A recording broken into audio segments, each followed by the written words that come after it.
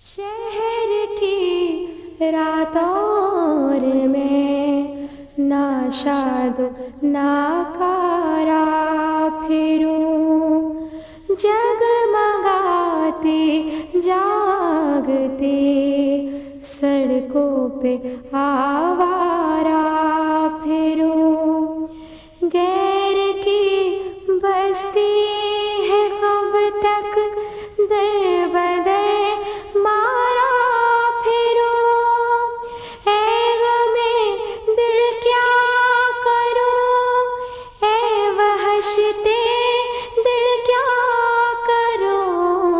शहर की रातों में ना शाद ना कारा फिरूं।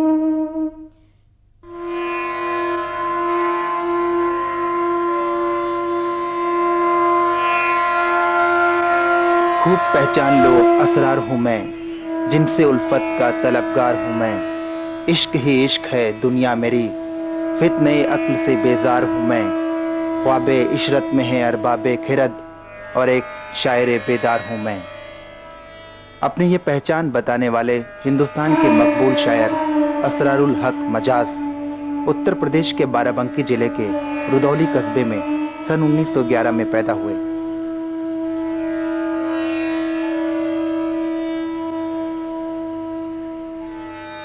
जब गांव के हमउम्र बच्चे खेलकूद में लगे थे, खानदान में तालीम की रवायत के मुताबिक असरारुल की तालीम का इंतजाम किया गया।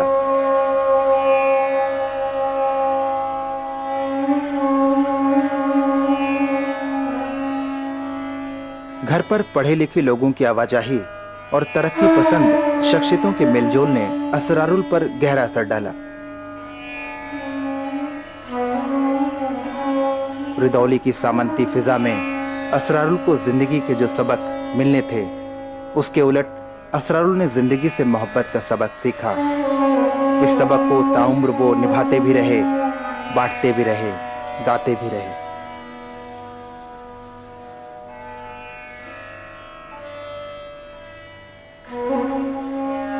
जब सामंती सोच की ये हवेलियां अपनी जमींदारी रुतबे में इंसान के हक को नकार रही थीं, ये अजीब इत्तेफाक है, उन्हीं हवेलियों का कोई वारिस ताउम्र उनके हक और हकूक के सजदे में नगमे लिखते रहा।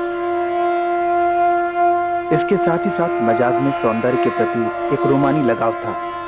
रुदौली के इस खानदान के पास नवाबों के शहर लखनऊ में भी एक आलीशान हवेली थी।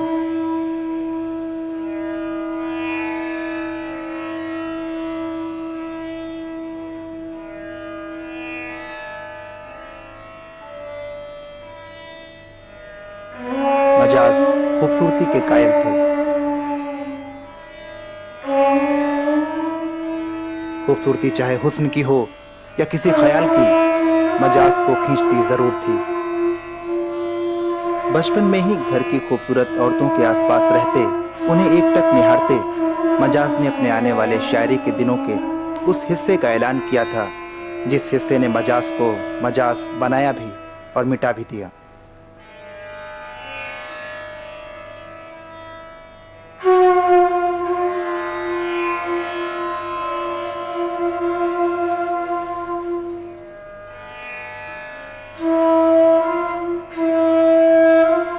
मजाज लखनऊ के अमीनाबाद के एक स्कूल से अपने तालीमी सफर से गुजरते हुए अपनी जिंदगी के सबसे हसीन दौर में पहुंचे। मजाज ने अलीगढ़ मुस्लिम यूनिवर्सिटी में बीए में दाखिला लिया।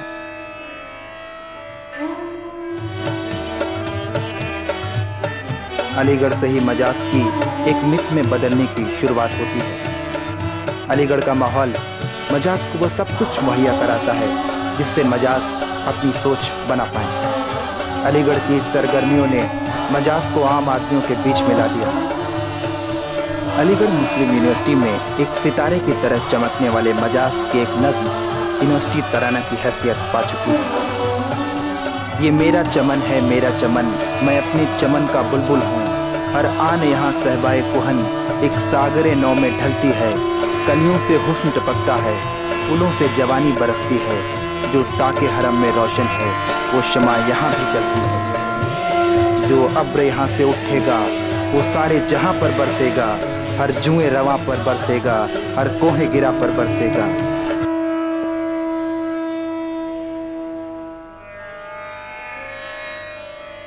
ये सच है, मजाज का अब्र हर जगह बरसा। क्या जुए रवा, क्या कोहे गिरा, क्या सर्वो समन, क्या कोहे दमन, हर जगह बरसा। पूरा हिंदुस्तान इस बिजली की कौंध से जगमगा उठा। मजाज सोच और फन दोनों का इस्तेमाल करते हैं। सियासी या सामाजिक हालात पर भी लिखते हुए शेर कहने का हुनर, नगमे पिरोने की अदा कभी ओझिल नहीं होती।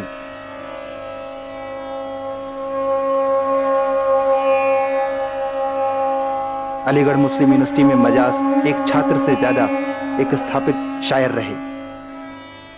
जिंदगी को पढ़ना और उसको ही लिखना मजाज को डिग्री के एवज में मिली। मजाज जैसी शख्सियत कागज के किसी पुर्जे की मोहताज नहीं होती।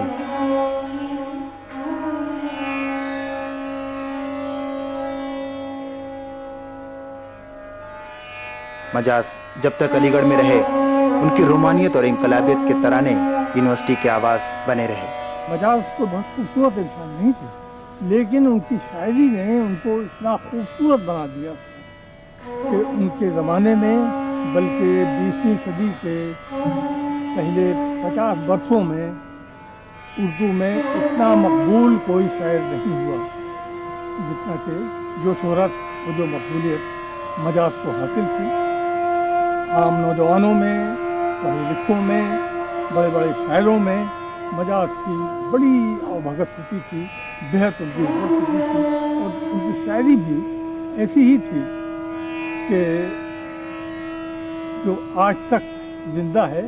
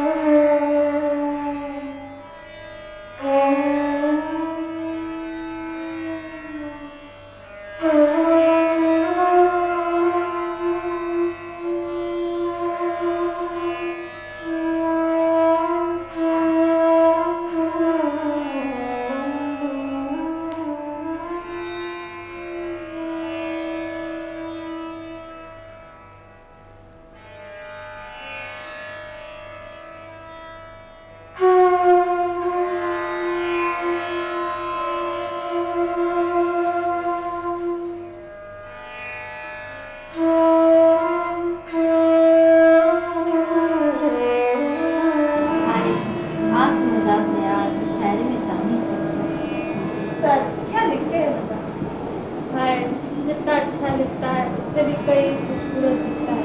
काश मजाज मेरी जिंदगी में होता। क्या कहा तुमने? मजाज तुम्हारी जिंदगी में? मजाज तो मेरा। अरे जाओ अरे जाओ ये आपने कभी हिम्मत नहीं लगा। ये जान जाइए आप, सितारे जिनके बुलंद होंगे मजाज उन्हीं की किस्मत में लिखे जाएंगे। चलो पर्चियां ही निकल। चलो चलो यही सही। शायर और शायरी दोनों ने लोगों को दीवाना बना रखा था। मजाज की शख्सियत ने ऐसा रूप धरा कि लड़कियों में उनके नाम की पर्चियां निकाली जाती।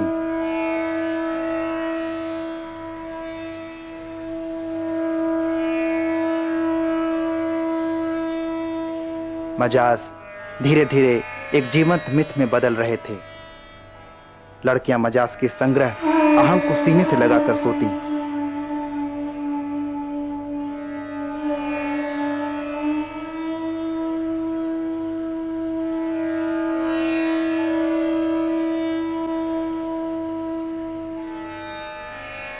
इस रोमानी छवि के इतर भी मजाज अपने वक्त की नफ्स पर भी हाथ रखे हुए थे। सियासी उथल पुथल, कौम के हालात, नौजवानों की बेचैनियां, सब कुछ मजाज की नजर में थी।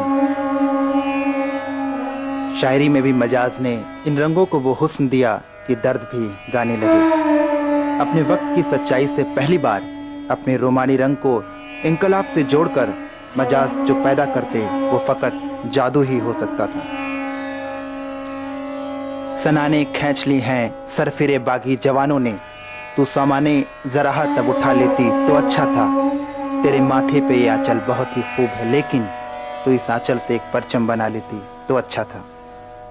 मैं समझता हूँ कि अगर उस ज़माने की शायरी का या उस अहद की जो शायरी थी उसका मुताला किया जाए, देखा जाए, तो हमें दो धारे नज़र आते हैं शायरी के।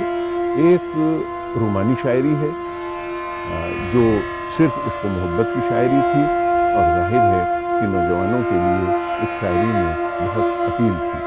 लेकिन साथ ही साथ एक शायरी इनकलाबी शायरी भी थी, जिसमें जोश था, जिसमें जज्बा था, जिसमें कुछ हासिल करने की तमन्ना थी, जिसमें अपने मुल्क को बेहतर बनाने का जोश था।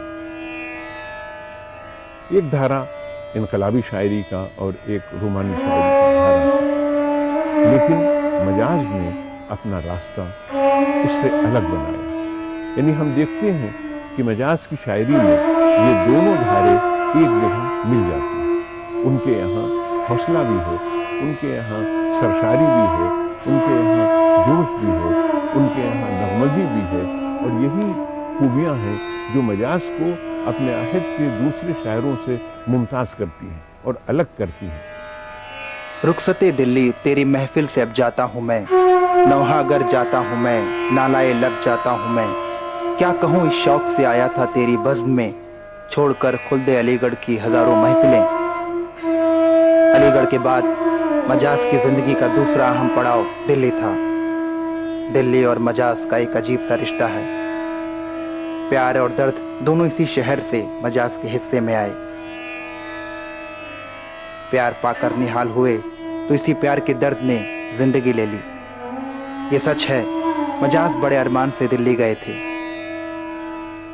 पर वहां हालात ने मजाज का साथ न दिया। मासूम दिल मजाज जिंदगी के कायदों को समझ नहीं पाए, सिर्फ दिल की आवाज सुनी और धोखा खा गए। दिल्ली का वक्त धीरे धीरे मजाज की आत्मघाती महानता का गवाह बनता चला गया। मजाज जैसी दुनिया की बेवफाई का इंतकाम खुद से ले रहे थे। मजाज रेडियो की ओर से प्रकाशित होने वाली पत्रिका आवाज के संपादक बनकर दिल्ली आए थे। हर लिहाज से अच्छी समझे जाने वाली ये नौकरी भी मजाज की अपनी निजी वजहों से हाथ से जाती रही। दिल्ली के रईस घरानों की महफिलों में मजाज बुलाए जाते, पिलाए जाते, शेर व शायरी के दौर चलते। पीते पीते बेसिद हो चुके मजाज को अपने हाल पर छोड़ दिया जाता। आवाज पत्रिका का यह संपादक अपनी दिल की आवाज पर दुनिया का इंतकाम खुद से ले रहा था। मजाज ने यह दर्द मोहब्बत में मोल लिया था।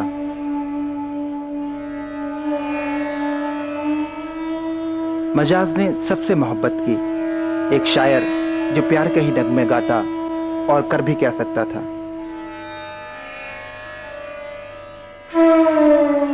पर दिल्ली में उनकी जिंदगी में आई एक लड़की मजाज के जीवन की सबसे बड़ी त्रासदी बन गई, या ये कहें मजाज ने इसे अपनी त्रासदी बना लिया। हुस्न को बेहिजाब होना था, शौक को कामयाब होना था, कुछ तुम्हारी निगाह काफिर थी, कुछ मुझे भी खराब होना था।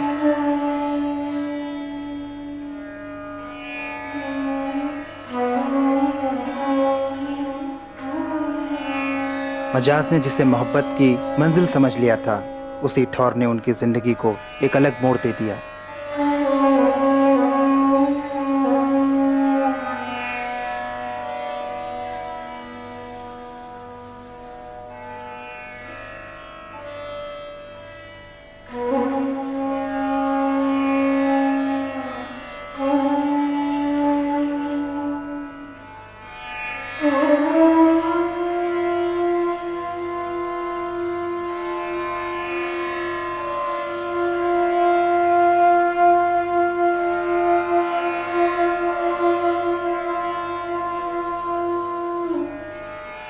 एक बड़े घराने की ये शादीशुदा लड़की मजाज के अपने हिस्से में तो महबूब रही, पर दुनियावी ताकतों के आगे ये मोहब्बत कामयाब ना हो सकी।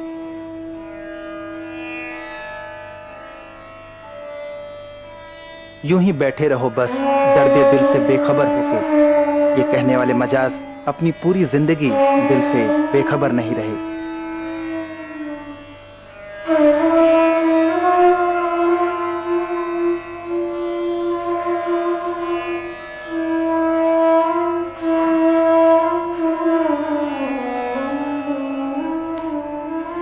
बाखबर होने की यह सजा मिली कि जिंदगी से एतबार ही जाता रहा।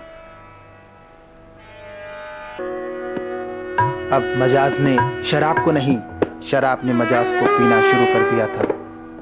मोहब्बत की इस नाकामी ने शायर को ऐसी चोट दी जिससे उबरने की कोशिश मजाज ताउम्र करते रहे।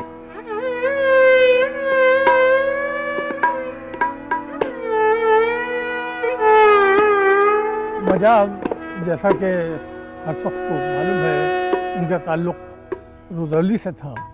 रुदौली के बारे में एक बात बहुत मशहूर है और वो सही भी है कि इसका असली नाम रूद वली है, यानी वलियों के और पाकबाज लोगों के रहने की जगह। सदियों पहले वहाँ सुल्तान गाजी आए, गाजी मसूद आए और आके वहाँ बस गए। वहाँ एक बढ़ई की एक लड़की थी, उसका नाम ज़हरा था। दोनों ने एक दूसरे को देखा और पसंद किया। उसके बाद इन लोगों की शादी तय हुई, लेकिन अवध में लड़ाई शुरू हो गई। नवाब अवध ने इनको बुलाया और ये चले गए और शहीद हुए उस लड़ाई में। कमाल की बात यह है कि उस लड़की ने, जिसका नाम ज़हरा था, शादी नहीं की, सारी ज़िंदगी बग़ैर शादी के गुजार दी।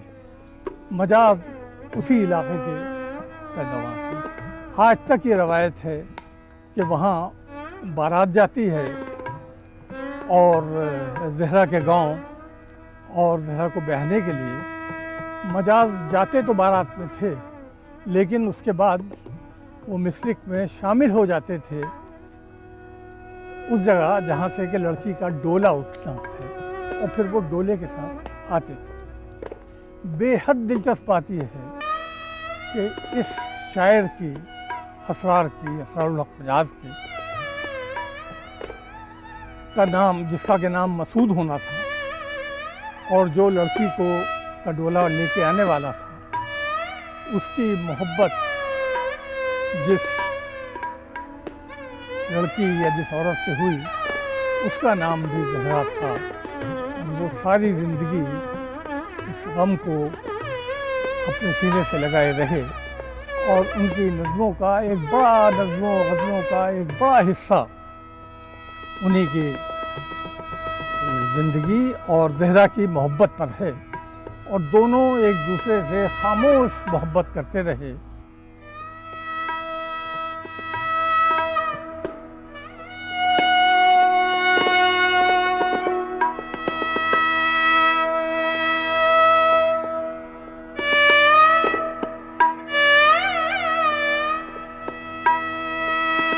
दिमागी संतुलन खोकर पागलखाने में भी भर्ती हुए और बीमारी का तो जैसे साथ ही हो गया। मजाज इस बार बहुत बीमार पड़े, पर शायर बीमार नहीं पड़ता। शायर का दिल एक बार फिर धड़का। अपनी खिदमत में लगी हुई नर्स पर मजाज ने एक बेहतरीन नगमा नूरा लिखी।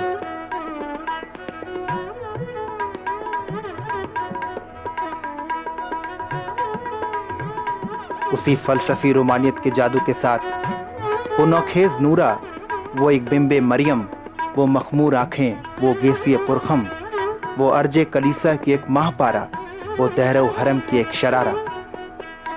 जिंदगी से मायूस हुए, बार बार हुए, पर उम्मीद के लिए तकते भी रहे। मजाज अपने आखिरी पड़ाव में लखनऊ में रहे। लखनऊ से उनका गहरा रिश्ता हमेशा बरकरार रहा। मजाज के उन दिनों का सबसे बड़ा गवाह लखनऊ के हजरतगंज में स्थित यह काफी हाउस रहा। यहाँ बड़े शायर, नेतागढ़ और समाज की महत्वपूर्ण हस्तियों का मेला लगा रहता। यहाँ भी मजाज का अपना ही रंग था। मजाज यहाँ हमेशा अपने दोस्तों के साथ आते। मजाज की अलग ही महफिल होती। शेरो शायरी, कह कहे और लाजवाब करते मजाज के जुमले। ऐसे में जब सब कुछ मजाज के खिलाफ था, यहाँ तक वक्त भी मजाज ने जिंदा दिली को कभी नहीं छोड़ा। मजाज के हाजिर जवाबी के कई चुटकुले मशहूर हैं, जिनका संग्रह करके उसे एक पुस्तक का रूप भी दिया गया है। एक बार ऐसे ही महफिल में एक दोस्त आए जिनकी पत्नी का हाल ही में इंतकाल हुआ था। वो काफी उदास थे। एक दोस्त ने उन्हें दूसरी शादी जल्दी कर लेने की सलाह दी। इन महाशय ने बड़ी गंभीरता से कहा, मैं चाहता हूँ किसी बेवा से शादी करूँ। मजाज ने फौरन जवाब दिया, भाई साहब आप शादी तो कर लीजिए, वो बेचारी खुद ही बेवा हो जाएगी। मजाज साहब के बारे में मैंने जानना शुरू कर किया जब वहाँ सन 1946 में हजरतगंज में कॉफ़ी हाउस की स्थापना हुई और मजाज साहब वहाँ पर एक पुख्ता तौर से मौजूद रहते थे। और वही नहीं मौजूद रहते थे, उर्दू के और भी डॉक्टर अलीम और सरूर साहब, एहसान साहब वगैरह सब वहाँ रहते थे। कॉफ़ी हाउस वो जगह थी जहाँ ये सब थे और उसी तरह से अमीनाबाद में भी एक जगह थी जहाँ ये लोग दिखाई देते थे और उसको शायद अब्दुल्ला रेस्टोरेंट कहते हैं। मैंने मजाज साहब को उस ज़माने में जाना है जब हिंदी और उर्दू में एक, अगर अंग्रेज़ी के शब्द इस्तेमाल करूं, एक न्यू रोमांटिक प्रोग्रेसिव युग था और उस युग में बहुत से हिंदी में महत्वपूर्ण कवि हुए हैं और शायर हुए हैं।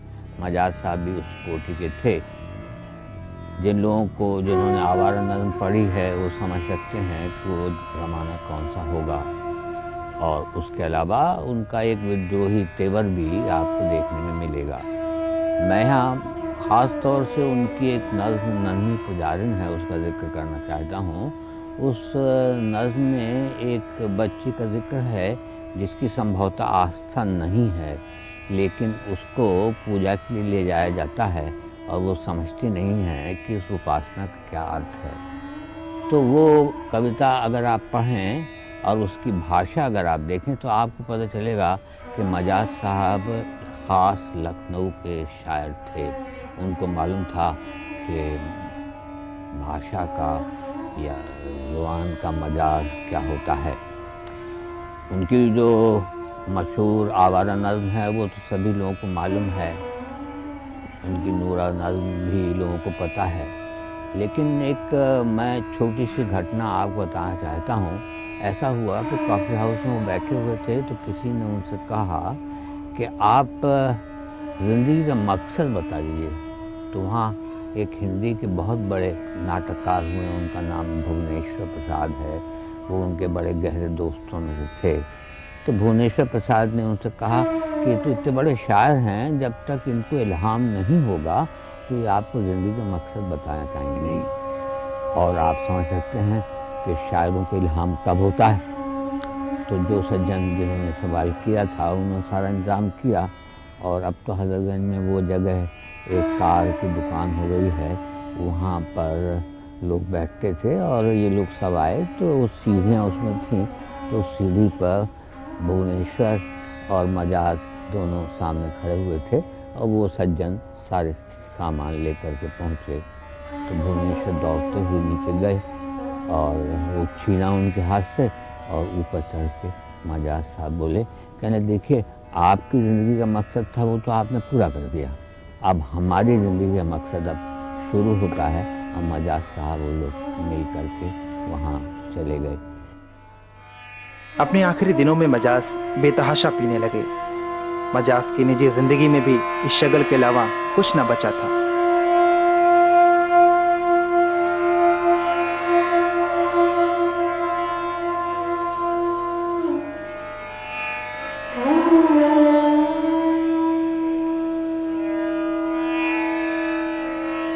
फिर उस तारीखी मुशायरे ने जिसमें हिंदुस्तान के तमाम शायर और नगमा निगार जमा हुए, मजाज का आखिरी नगमा सुना, ये पुरकश आवाज फिर न उठी।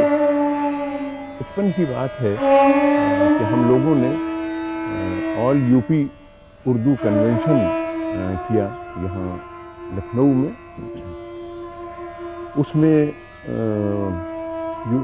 यूपी के गवर्नर मोदी साहब तशरीफ़ लाए और उन्होंने उसका इफ्तिताह सफ़ेद बारादरी में किया।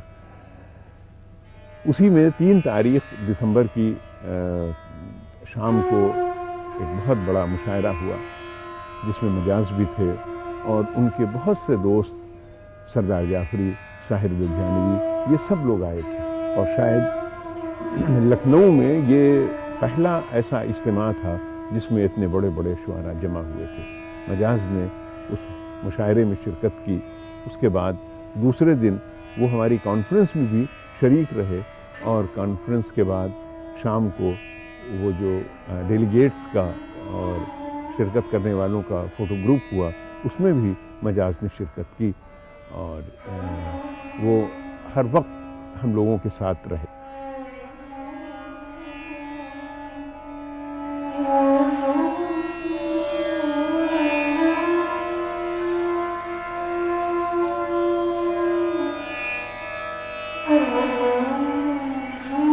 लखनऊ के इसी ताड़े खाने की सीढ़ियों पर कदम दर कदम उठते हुए मजाज जिंदगी से दूर जा बैठे। सर्द खूनी रात ने शायर को अपने आगोश में ले लिया। मजाज बलरामपुर हॉस्पिटल ले जाए गए पर तब तक देर हो चुकी थी।